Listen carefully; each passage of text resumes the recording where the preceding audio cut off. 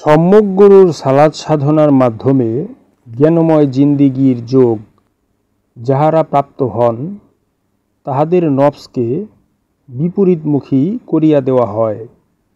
দুনিয়ার দিক হইতে আপন রবের দিকে তাহাদের মন তথা নফসকে পাল্টাইয়া দেওয়া হয়।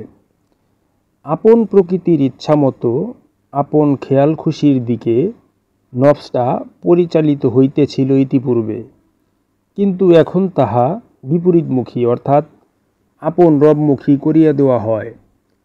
এলহামের প্রত্যক্ষ যোগসূত্র স্থাপন করিয়া বা দান করিয়া।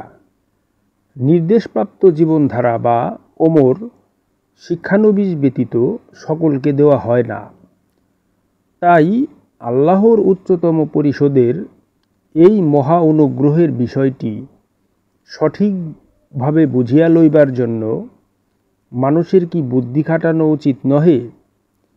এই বিষয়টাই মহাগ্রন্থ কোরআন সুস্পষ্টভাবে মানুষের তরে প্রশ্ন হিসেবে নিক্ষেপ করেছে। আল্লাহ পাক সুস্পষ্টভাবে বলছেন, সাধনার মাধ্যমে যারা জ্ঞানময় জিন্দিগির যোগ প্রতিষ্ঠা করতে সক্ষম হয়, আল্লাহ পাক নিজেই তাহাদের নফসকে বিষয়মোহ বিমুখ করে দেন তথা বিষয়মোহের বিপরীতমুখী করে দেন।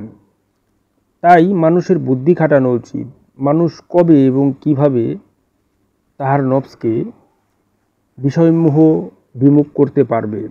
আর আল্লাহ পাক সুস্পষ্টভাবে বলেই দিয়েছেন, যারা সাধনার মাধ্যমে জ্ঞানময় জিন্দিগি প্রতিষ্ঠা করতে চেষ্টারত বা ইচ্ছুক, আল্লাহ পাক তাদেরকে তথা তাদের নফসকে বিষয়মোহ বিমুখ করে দিবেন বা বিষয়মোহের বিপরীতমুখী করিয়া দিবেন।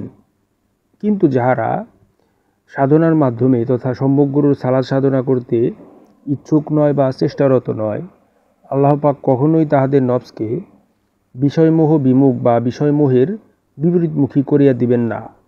তাদের নফস বিষয়মোহের আবদ্ধ হয়েই থাকবে, আর তারা কখনোই মুক্তির দেশেও গমন করতে পারিবে না।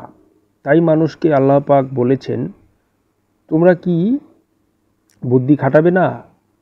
আমরা তো ওমর দান করি তথা পুরস্কার দান করি, কিন্তু তোমরা কেন বুদ্ধি খাটাও না? কিভাবে তোমরা আমার এই ওমর পেতে পারো তথা এই পুরস্কার পেতে পারো?